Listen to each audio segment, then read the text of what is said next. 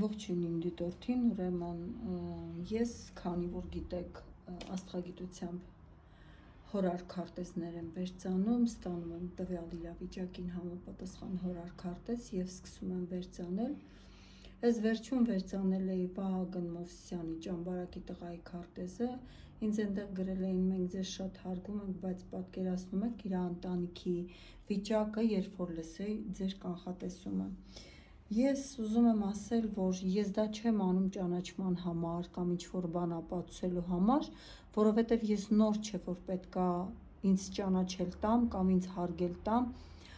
կամ վստահություններ շնչեմ մարդկանց մոտ։ Ես դա անում եմ օգնելու համար մարդկանց, որ կարողանան պատկերացում կազմեն, իրենք ինչի հետ գործ ունեն եւ ինչպես փնտրեն, որ կարողանան գտնել։ Ամեն դեպքում ես նման նյութերը միշտ գցել եմ, տեղադրել եմ իմ Facebook-յան էջում, որտեղ այդքան շատ դիտողներ չունեմ, հետևորդներ այդքան շատ չունեմ, ավելի пассив էջ է, քան TikTok-ում։ Բայց քանի որ այս պատմությունը երկարաձգվեց, ես նաև տեղադրեցի իմ TikTok-յան էջում։ Բայց ամեն դեպքում մաքրել եմ ես դա, այսինքն փակել եմ, երբ որ պետք լինի, ես նորից կբացեմ ու դուք կտեսնեք, թե խոսքը ինչի մասին է, ովքեր որ չեն լսել, չգիտեն։ Բայց այսօր ուզում եմ խոսել մի դեպքի մասին, որը տեղի է ունեցել օրեր առաջ Կիրովականում, Վանաձորում, եւ խոսքը վերաբերվում է Մարինայի 6 տարեկան երեխայի աղջկա մասին։ Դեպքը քանի որ տեղի է ունեցել, ես ստացա իր խորար քարտեզը, որպեսզի ինքս հասնեմ ճշմարտության եւ տեսնեմ ինչ է տեղի ունեցել այդ օրը, ինչի պատճառով է այդ երեխան այդ վիճակում հայտնվել։ Հորար քարտեզի ուրեմն տված տեղեկության հետ ես կլինեմ մաքսիմալ զգուշ, պահելով էթիկայի բոլոր կանոնները, քանի որ խոսքը վերաբերվում է 6 տարեկան աղջնակին, բայց կլուսաբանեմ այն թաքնված կողմերը, որը շուտով կլուսաբանեմ նաև պատկան մարմինները։ Եվ այսպես։ Ուրեմն, քանի որ ասցենդենտը ես եմ հարց տվողը եւ գտնվել եմ առաջի տանը, սա բերել է ինձ որպես կշեռքի նշան։ Կշեռքի կառավարիչը Վեներան է, որը գտնվում է հենց առաջի տանը, եւ սա ցույց է տալիս, որ հարց տվող անձը, այսինքն ես հուզականորեն եւ խորապես ներգրաված եմ այս պատմության մեջ, փնտրում եմ արդարությունը, ճշմարտությունը կամ փորձում եմ հասկանալ կատարվածի պատճառները։ 8-րդ տուն,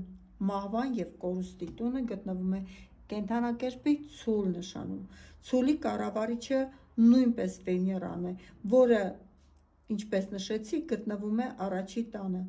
Հորար աստղագիտության մեջ առաջին եւ 8-րդ տների կառավարիչների կապը կամ նույնականացումը հաճախ մատնանշում է, որ հարցի բուն առարկան հենց մահվան հանգամանքների հետաքննությունն ու դրա մասին տեղեկություններ ստանալն է, որի պատճառով էլ ես ստացել եմ հենց հորար քարտեզը։ Ուրանը գտնվում է 8-րդ տան վերջնամասում, Մերկուրի եւ Մարսի հարևանությամբ։ Ուրանը խորհրդանշում է հանկարծակիություն, անսպասելի շրջադարձ եւ ֆորս մաժորային իրավիճակներ, ինչը համապատասխանում է դեպքի անսպասելի եւ ողբերգական բնույթին։ Լուսին եւ Պլուտոն այս եղջյուրում, Լուսինը գտնվում է 4-րդ տան վերջում, այս եղջյուր նշանում եւ շատ մոտ է Պլուտոնին եւ հետընթաց։ Հորար քարտեզում Լուսինը ներկայացնում է իրավիճակի ընթացքը, ժողովրդին, հանրությանը։ Այս եղջյուրում Լուսինը թույլ դիրքում է, աքսորում, ինչը հուշում է մեծ ցավի, ծանր հուզական ֆոնի եւ սահմանափակումների մասին։ Պլուտոնի հետ կապը խոսում է անդառնալի կորուստի, խորը տրանսֆորմացիայի եւ գաղտնիքների առկայության մասին, որոնք քննության փուլում են։ 9-րդ եւ 10-րդ տների մոլորակների կուտակումները, Մարս եւ Մերկուրին գտնվում են երկվորյակների նշանում 9-րդ եւ 10-րդ տների սահմաններին։ Մերկուրի պատասխանատու է լուրերի տեղեկատվության և փաստաթղթերի համար։ Մարսը ագրեսիայի, սուր իրավիճակների կամ վնասվածքների մոլորակն է։ Նրանց գտնվելը հանրային և իրավաբանական տիրույթում 9 և 10-րդ տներում ցույց է տալիս, որ դեպքը հանրային մեծ հնչողություն ունի և իրավապահ մարմինները 10-րդ տուն ակտիվորեն զբաղվում են փաստերի հավաքագրմամբ և քննությամբ։ Քարտեզում երևում են կարմիր գծերը, քառակուսիներ և ընդդիմություններ Լուսնի, Պլուտոնի և Մարսի Մերկուրիի միջև, ինչը վկայում է լարվածության, հակասական տեղեկությունների և ծանր քննչական գործընթացների մասին։ Յուպիտերը այրուձում 11-րդ տուն։ Յուպիտերը գտնվում է կենդանակերպի այրուց նշանում։ Այն բարենպաստ ասպեկտներ, կապույտ տրին գծեր ունի քարտեզի այլ կետերի հետ, ինչը հույս է տալիս, որ օբյեկտիվ իրականությունն ու ճշմարտությունը ի վերջո կբացահայտվեն և կլինեն պաշտոնական լրահոսում։ Ինձ համար հետաքրքիր էր կողմնակի անձի ներգրավվածություն եղել է այս դեպքի հետ կապված, թե ոչ։ Պետք է ասեմ, որ 7-րդ տունը, որ խորհրդանշում է այլ մարդկանց, հակառակորդների կամ բացահայտ կողմնակի անձանց 8-րդ տան մահվան հանգամանքները և դրանց փոխազդեցությունները մյուս մոլորակների հետ ուղիղ կապ ունեն։ 7-րդ տան կառավարիչը և դիրքը 7-րդ տան կուսպիդը գտնվում է Խոյ նշանում, որի կառավարիչը Մարսն է։ Մարսը քարտեզում գտնվում է երկվորյակներում և ակտիվ լարված ասպեկտներ, կարմիր գծեր ունի մյուս տների հետ։ Հորար աստղագիտության մեջ 7-րդ տան կառավարչի նման ակտիվությունը հաճախ մատնանշում է, որ իրավիճակում առկա է կամ կարող է լինել արտաքին կողմնակի գործոն կամ այլ անձանց կամ անձի ներգրավվածություն։ Լուսնի և Պլուտոնի միացությունը։ Լուսինը իրավիճակի ընթացքը գտնվում է աջ եղջյուրում խորը ճգնաժամային թաքնված գործընթացների խորհրդանշող Պլուտոն մոլորակի հետ միացության մեջ։ Այս միությունը կրկին լարված քառակուսի 90 աստիճան ասպեկտի մեջ է Մարսի 7-րդ տան կառավարչի հետ։ Սա վկայում է ուժեղ արտաքին ճնշման, սուր հակասության կամ կոնֆլիկտային իրադարձության մասին, որը հանգեցրել է այս ողբերգությանը։ Ուրանի դիրքը 8-րդ տան մահվան տուն գտնվող Ուրանը ցույց է տալիս իրադարձությունների կտրուկ, ֆորս-մաժորային և անսպասելի զարգացում, ինչը կարող է կապված լինել ինչպես դժբախտ պատահարի, այնպես էլ կտրուկ արտաքին միջամտության հետ։ Հորար քարտեզում ես նաև փորձեցի հարազատների շրջանակը վեր ծանել ու հասկանալ, որքանով կարող են կապ ունենալ այս ողբերգության հետ արունակից հարազատները։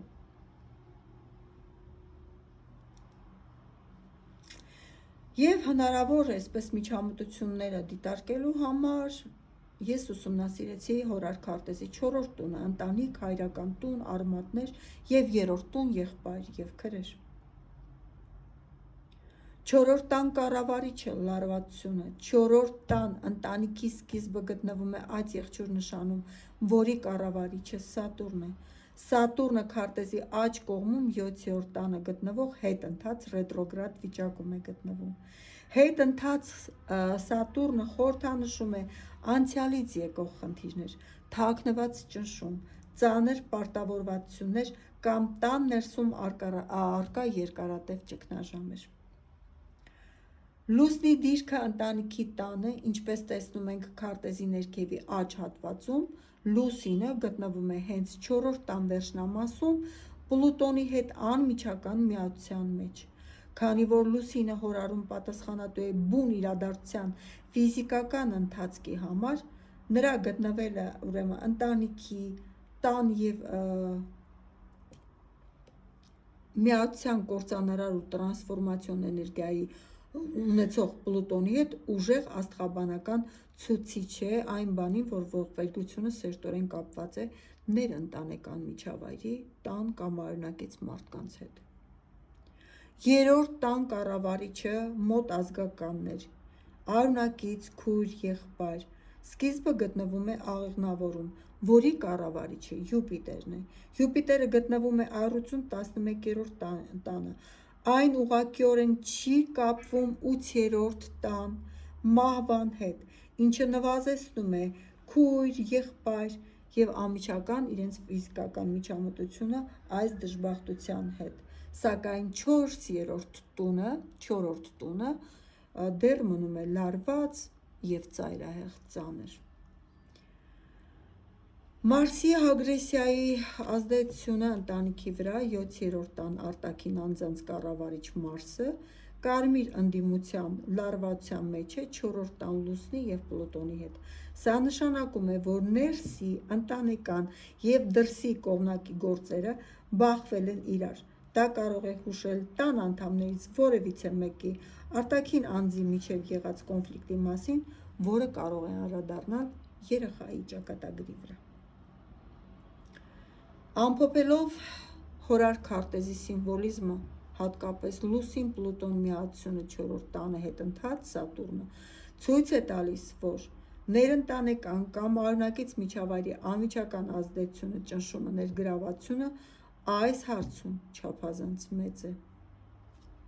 և հանդիսանում է դեպքի և կատարվածի հիմնաքարերից ամենաուժեղը։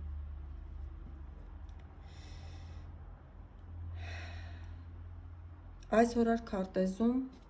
ես նաև փորձել եմ հասկանալ երեխայի հանդեպ ոտնձգություն տեղի ունեցել է, թե չէ։ Պահելով էթիկայի կանոնները, ես միայն կասեմ, որ քարտեզը չբացառեց նաև այս դաժան իրավիճակը։ Սա Լուսնի և Պլուտոնի միացյան գործոնն է։ Բռնություն, ֆիզիկական կամ հոգեբանական ճնշման բարձր հավանականություն։ Մարսի ագրեսիայի ազդեցությունը ցույց է տալիս, որ երեխան բախվել է հսկայական ծավալուն ուժի հետ և իր ուժերը անհամատեղելի են եղել այն ուժի հետ, որը կիրառվել է երեխայի վրա, և որն էլ երեխայի անձեռնամխելիության, ֆիզիկական անձեռնամխելիության խախտման մասին է խոսում։ Հուսով եմ հասկացաք։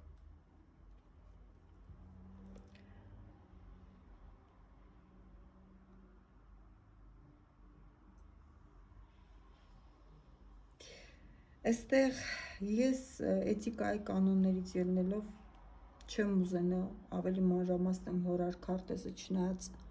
ինձ համար արդեն ամեն ինչ պարզ է, ցավոք սրտի, բայց այս քարտեզում թաքնված տեղեկատվության բացահայտման, խոստովանության և քննության հետագա ընթացքի առանցքի համար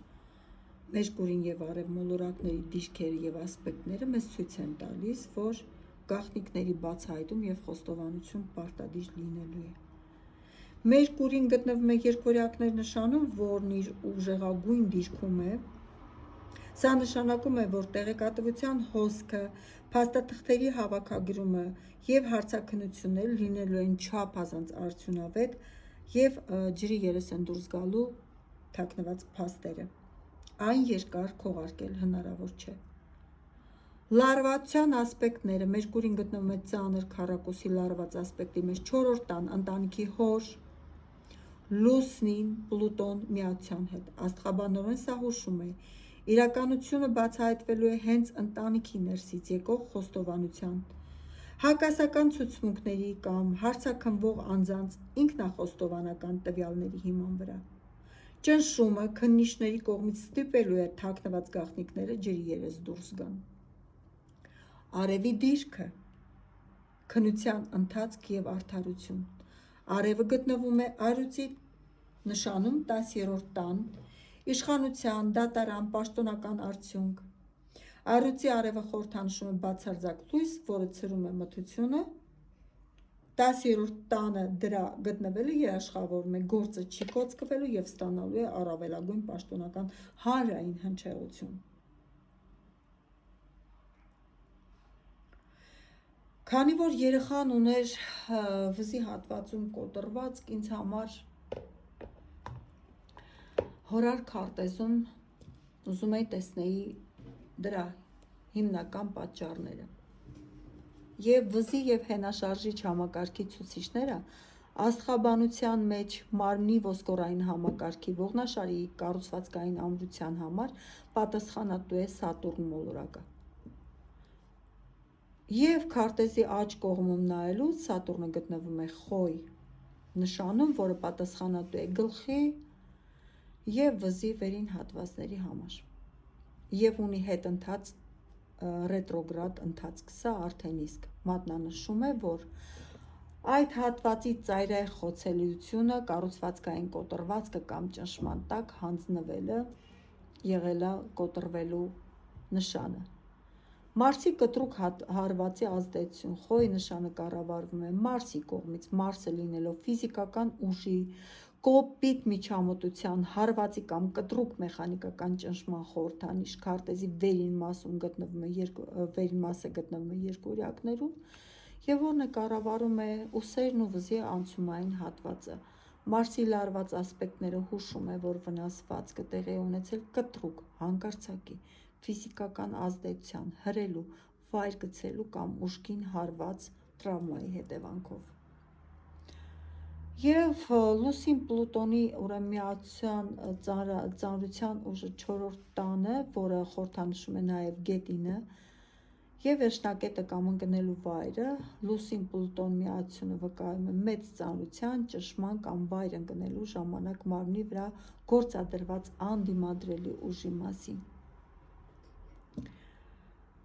Աստղաբանական սիմվոլիզմի համադրում խոյ նշանում հետընթաց Սատուրնի և Մարսի դիրքերի համակցությունը ցույց է տալիս, որ վզի շրջանի կոտրվածքը հանդիսանում է կամ ուժգին ֆիզիկական հարվածի, խեղդման, բռնի մեխանիկական ազդեցության կամ բարձրությունից հրելու հետևանքով ծանր անկման և գետնին հարվածելու անմիջական արդյունք։ Իմ կազմած հորար քարտեզում մահվան հաջորդականությունն ու կոնկրետ մեխանիզմի վերլուծելու աստղաբանության դիտարկումը 8-րդ տան մահ և 12-րդ տան թաքնված կամ կեղծված իրողություններ և դրանց կառավարիչների փոխհարաբերությունները ինչ են մեզ ցույց տալիս, որ նախապես է տեղի ունեցել մահը և դրան հաջորդել է բեմականացումը, այսինքն կախելը, և ըստ հորար քարտեզի երեխան եղել է արդեն մահացած, երբ որ վիզը կոտրած, մահացած և հետո նոր արդեն, որպեսզի այդ ամեն ինչը քողարկեն, բարձրացրել են, կապել են և կախել են։ 12-րդ տան ազդեցությունը, իրականության կեղծում և բեմականացում։ 12-րդ տունը պատասխանատու է գաղտնիքների, թաքնված գործողությունների և այն ամենի համար, ինչը փորձ է արվում ներկայացնել այլ կերպ, քան կա իրականում։ Եվ 12-րդ տան կուսպիտը գտնվում է կույսի նշանում, որի կառավարիչը Մերկուրին է։ Մերկուրին գտնվում է երկվորյակներում և շատ ակտիվ է ու լարված ասպեկտներ կարմիր գծերի մեջ է 4-րդ տան Լուսին Պլուտոն ընտանիքի անդամների միացության հետ։ Սա ցույց է տալիս, որ մահվան իրական պատճառը թաքցնելու կամ այն որպես ինքնասպանություն, այլ հանգամանք ներկայացնելու հստակ գործողություն, մանիպուլյացիա արվել է։ Մահվան կրկնակի ցուցիչները երկու տարբեր ազդեցություններ։ 8-րդ տան մահվան տուն միաժամանակ առկա են երկու հզոր գործոն՝ Ուրանը և Ցուլի նշանը, որի կառավարիչը Վեներան է և գտնվում է առաջի տանը։ Հորարում, երբ մահվան տունը կամ դրա կառավարիչը կրկնակի ծանր ասպեկտներ են ստանում, մեկը մյուսից հարված, խեղդում, մյուսը Պլուտոնից տոտալ ոչնչացում, դա հաճախ վկայում է այն մասին, որ ֆիզիկական մահն արդեն վրա է հասել մեկ այլ ագրեսիվ գործողության հետևանքով, օրինակ վզի կոտրվածքի կամ հարվածի, ինչպես նախորդ կետում նշեցի, որից հետո միայն կատարվել է երկրորդային գործողություն՝ մարմնի տեղափոխում կամ կախում, հետքերը թաքցնելու և ճշմարտությունը աղավաղելու համար։ Լուսնի երեխայի անշարժացումը Պլուտոնով։ Լուսինը, որը մարմնավորում է երեխայի կյանքի և ֆիզիկական վիճակը, արդեն իսկ գտնվում է Պլուտոնի մահվան անդրշիրիմյան աշխարհի մոլորակի տոտալ ազդեցության տակ։ Միացյալ մեջ սա հուշում է, որ իրադարձությունների հիմնական շղթան երեխան արդեն զրկված է եղել գիտակցությունից կամ կյանքից, նախքան կատարվել է վերջնական արտաքին գործողությունը։ Աստղաբանության սիմվոլների համադրումը քարտեզի 12 և 8-րդ տների լարված համակցությունը թույլ է տալիս խիստ հավանական համարել այն վարկածը, որ կախվելու հանգամանքը եղել է հետագա բեմականացում։ Եվ քանի որ ինձ հետաքրքիր էր նաև Նեպտունի դիրքը այստեղ ինչի համար է, որովհետև Նեպտունը խաբկանքի, բեմականացման, խեղաթյուրելու այսպես հակում ունի, Նեպտունի դերը խեղդում, շնչահեղձություն և իրողության մշուշապատում։ Նեպտունը գտնվում է Խոյ նշանի վերջին աստիճանում 7-րդ տանը սահմանագծին և գտնվում է հետընթաց ռետրոգրադ վիճակում։ Աստղաբանության մեջ Նեպտունը պատասխանատու է օրգանիզմի թթվասնային քաղցի, ուրեմն շնչահեղձության և խեղդման համար։ Նրա գտնվելը Խոյ նշանում, որը ինչպես նշվեց կառավարում է գլուխն ու վիզը և անմիջական կապը հետընթաց Սատուրնի հետ, հուշում է, որ մահվան առաջնային կամ զուգահեռ պատճառներից մեկը եղել է հենց շնչահեղձությունը, օդի պակասը և օրգանիզմի կանգը։ Ուրեմն, քանի որ Լուսինը գտնվում է այդ եղջյուրում, կարդինալ նշան, բայց դանդաղ տուն, և տալիս է երկու միավոր՝ առաջնային ֆիզիկական բռնություն, հարվածի և մարմնի կանխելու, հետքերը կոծկելու միջև ընկած տարածությունը մոտավորապես եղել է, այսինքն գործողությունը տեղի է ունեցել, երեխան մահացել է, կախել են, մինչև գտել են մոտավորապես 1 ժամ և ավել է տեղի ունեցել այդ ամեն ինչը, երեխայի չարչարանքն էլ այդպես այդ ամբողջ ժամանակահատվածի մեջ է գտնվում։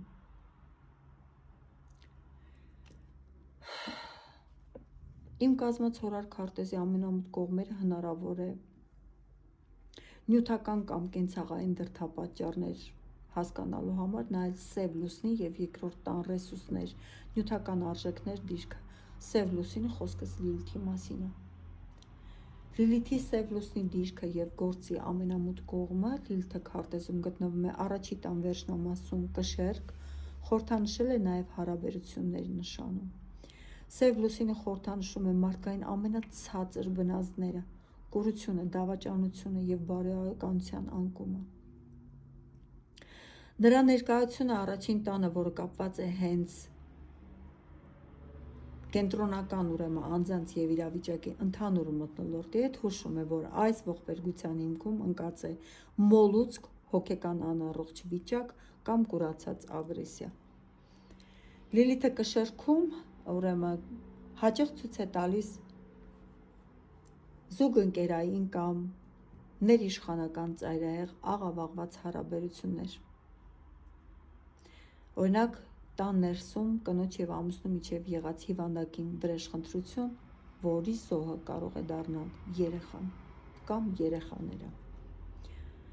Երկրորդ տան դիրքը նյութական կամ կենցաղային դրդապատճառ։ Երկրորդ տան կուսպիդը սկիզբը գտնվում է կարիճ նշանում, իսկ տան ներսում տեղակայված է աղեղնավոր նշանի սկզբնամասը։ Կարիճի կառավարիչը Պլուտոնն ու Մարսն են, որոնք, ինչպես նախորդ կետերում խոսեցի, քարտեզի ամենաագրեսիվ և կործանարար դիրքերում են, Լուսին-Պլուտոն միացությունը 4-րդ տան և Մարսի քառակուսին։ Նյութական տան կապը Պլուտոնի ճգնաժամ, պարտքեր և մեծ գումարներ և 4-րդ տան տուն գույք հետ հուշում է, որ կենցաղային ծանր պայմանները, ֆինանսական պարտավորվածությունները կամ գույքային նյութական հողի վրա ծագած երկարատև ներիշխանական կոնֆլիկտները հանդիսացել են այս հոգեբանական ճնշման աղբյուրը, որը կուտակվել է երկար ժամանակ և բերել է աղետաբեր իրավիճակի։ Լիլիթի երկրորդ տան կառավարիչների դիրքերը ցույց են տալիս, որ սա զուտ պատահական պատահար չէ։ Գործողությունների հետևում կանգնած է եղել երկար ժամանակ կուտակված կենցաղային նյութական ճնշումը, պարտքեր, կենցաղային վեճեր, որը Լիլիթի ազդեցությամբ վերածվել է բարոյական արգելակների և կորստի և հանգեցրել է ծայրահեղ ծանր դաժանությանը։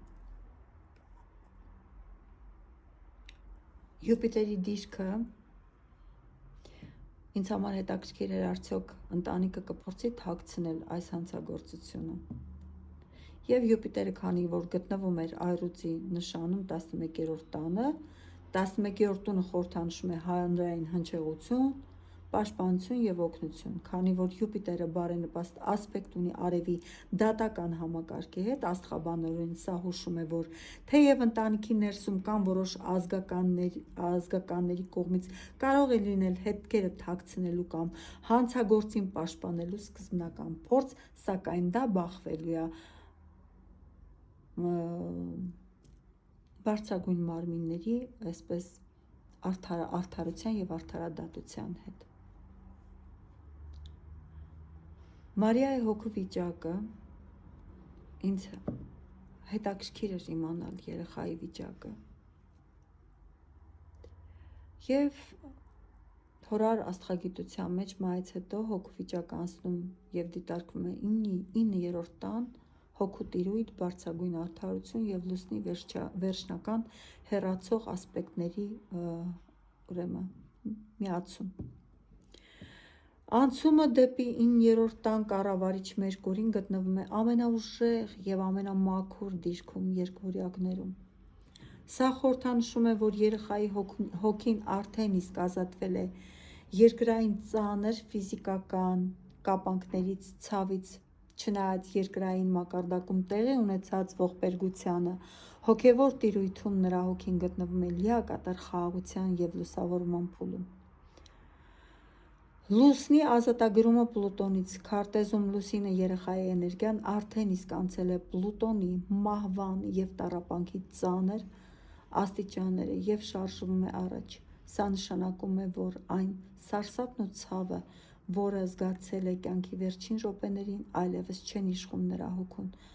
Նա գտնվում է բարձրագույն հովանավորության ներքո։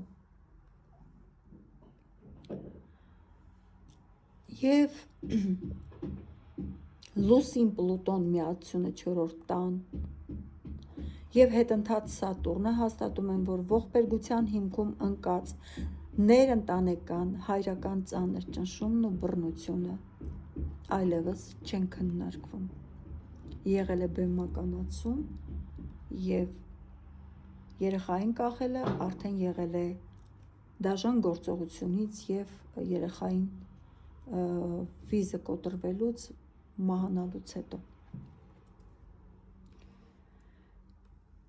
Ուրեմն հանրային արձագանքը, պոռթկումները շատ հստակ և շատ բուռն են լինելու այս հարցի շուրջ։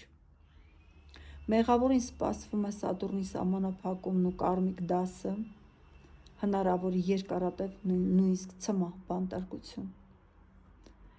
Բայց այստեղ ինձ սարսափեցրեց ևս մեկ փաստ, ինձ նաև հետաքրքիր էր մոր դիրքը երեխայի։ Մոր կապը հանցագործության տան հետ։ 10-րդ տան կառավարիչը Լուսինն է, որը գտնվում է 4-րդ տանը, ընտանիքի, հոր, պատերի ներսում, և ամիջական միացության մեջ է գտնվում Պլուտոնի հետ։ Լուսինը, մոր և Պլուտոնի մահվան ճգնաժամի թաքնված հանցագործության այս սերտ կապը հստակ ցույց է տալիս, որ մայրը խորապես ներգրավված է այս իրավիճակի մեջ և գիտի ողջ ճշմարտությունը։ Նա չի